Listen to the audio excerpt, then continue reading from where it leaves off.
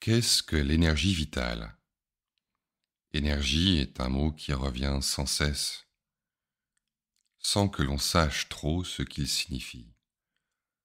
En fait, il fonctionne à peu près comme Schtroumpf chez les Schtroumpfs.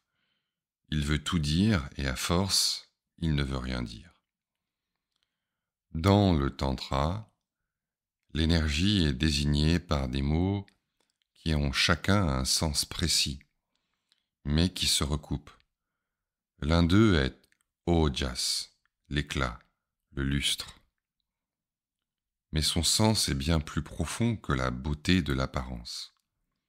Et même l'apparence est plus profonde qu'il n'y paraît. Abhinavagupta, un maître du Tantra, l'explique ainsi. Tout ce qui entre dans le corps et l'esprit est le souffle vital en forme de conscience. Cette énergie repose dans le canal central du corps subtil, qui a le pouvoir d'animer toutes les parties du corps, à la manière des nervures d'une feuille d'arbre.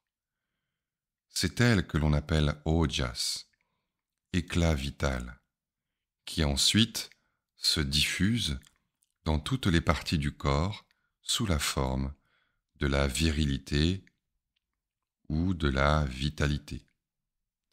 Et cet éclat vital devient aussi la virilité, c'est-à-dire la semence, présente aussi bien chez l'homme que chez la femme. Cette virilité est la substance sans laquelle aucune passion ne serait possible. Abhinavagupta dit encore, quand une image ou un son excitant entre dans la conscience, cela allume le feu de la passion en excitant la virilité. Il a été dit que c'est par des paroles ou des touchés et autres sensations que la passion s'éveille. Où Abhinavagupta veut-il en venir? Simplement ceci. La chair est la base de toute passion, et la passion est la conscience en éveil. C'est l'essence du Tantra. L'excitation suscitée par un seul sens peut éveiller la conscience, parce que tout est en tout, à condition que l'éclat vital soit présent en sa plénitude. D'où l'importance que le Tantra accorde à Eros, substance précieuse sans laquelle la conscience, aussi appelée Kundalini, s'endort. Pourtant, la virilité ou éclat ne sont rien d'autre que la conscience. La matière n'est rien d'autre que la conscience. Mais la matière séminale a ce pouvoir de réveiller sa source créatrice, la conscience, laquelle s'endort en quelque sorte en créant la matière.